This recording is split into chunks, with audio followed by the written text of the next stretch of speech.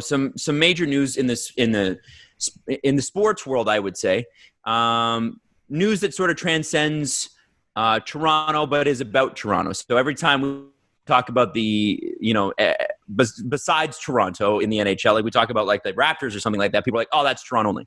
Well, that's because a lot of people saying that are Americans, and Americans tend not to care about the Raptors, which is fine. The Raptors are not in their country. I understand that. It's why we get our 4 p.m. starts as defending champs. Like it's a bit silly. However, last year, as the finals sort of wrapped up, the Raptors, the last 10 seconds of the game basically had it in the bag. A couple fouls called or whatever, and that was it. Danny Green said, "Want to bet?" Yeah, Raptors president Masai Ujiri tried to make his way to the floor and, celebrate with the team. Big deal for everybody, right? And it was pretty major that a Canadian sports team had won the NBA championship 25 years after that franchise came about. And so with so much failure and so many stars leaving town, it was a huge, huge, huge moment. And Masai Ujiri at that time didn't mention it. You saw him on the floor celebrating and being happy. But afterwards, we found out that there was an incident. And this is what we found out. This is not actually what happened. So let me specify that beforehand. Masai Ujiri, on his way to the floor, was accused of assaulting a police officer in the Oakland division. I don't know specifically it doesn't really matter.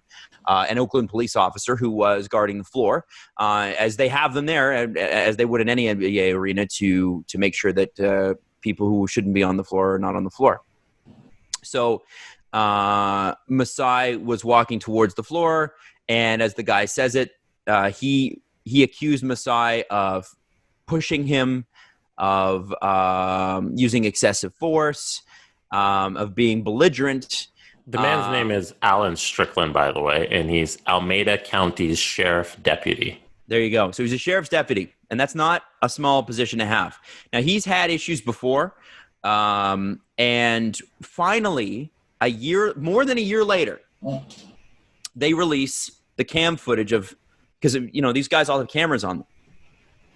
And it shows quite unequivocally that Masai Ujiri was making his way to the floor. Most people who are basketball fans would know Masai anyway. And this guy pushes him as Masai is trying to pull his accreditation out, and then pushes him again. And screams, "Back the fuck up." Which, worst case scenario, anyone... we've seen 1,000 videos of people trying to sneak into stuff. The worst case scenario, you go, hey, just let me see it fully, or whatever. This guy, first thing, he opens with, "Back the fuck up." Mm-hmm. He's a lying liar who should be fired for being a lying liar. So this guy has already received money, I believe, from the sheriff's department. I think it's over $100,000. He's a grifter. His wife is now suing. A federal lawsuit was filed. How is his wife suing? I don't know. I don't understand. On February 10th, Strickland and his wife, Kelly Strickland, were seeking $75,000 US in general damages, as well as other compensation, including punitive damages, lost wages, current and future medical expenses, and legal costs. So that was the lawsuit they filed against Masai. Anyway, you see this video. You see where it happens. And the thing that gets me about this, and I tweeted this morning, if you put that out, if you look at that for 15 minutes later, because that footage is available from the second that it's taken, this issue is resolved. The courts are not tied up. Lawyers aren't involved, especially opportunist lawyers, of which there are many in California, let's be honest. When there's a celebrity involved, there's a vulture culture of lawyers that are coming after you, and they're making big money off of you. And so, of course, this guy's going to have people that are calling him going, "I'll represent you." And Masai's got good representation and, of course, an alibi and a story. But for whatever reason, they held on to this and held on to this and delayed and delayed and delayed. And here we are 14 months later. The situation is finally resolved. And the thing that kills me is that Masai Ujiri has done nothing but good things for humanity. It's not just the Raptors. Like you look at what he's done with the Giants of Africa program and the myriad of other things that he has had the Raptors do and spearhead in the community. He is an incredible, incredible leader. And a special man.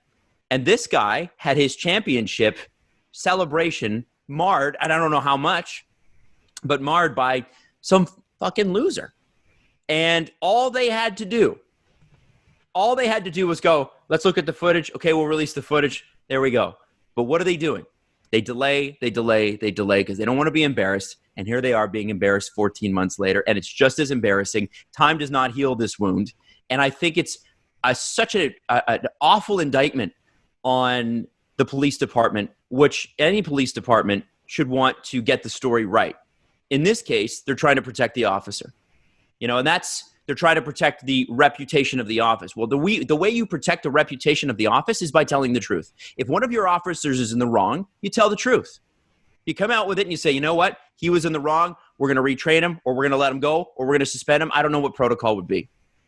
But the idea that this guy was able to file lawsuits and have a second side to this story, completely making something up, is a joke. Everybody's entitled to an investigation. The investigation is on this 15-second clip. It's done. There's nothing else to look at. And in fact, there's even an overhead cam that shows the exact same thing happening, and they're able to see Masai and this particular officer. And Jesse, I'm glad you knew his name. I didn't even bother to learn it because I don't care. It's such a shame that we're looking at something like this. And for anybody that was in my DMs this summer going, I don't understand why you guys keep talking about this stuff. I don't know if this event would put you over, but this is what we're talking about. This is what we're talking about. This is what people are protesting about, and this stuff happens every day, and I want you to imagine that it was not a rich man with a rich organization to back him up, because the Raptors stepped in legally and said, no, we're not going to do this. Yeah, the only reason we got this cam footage is because they have a countersuit against them.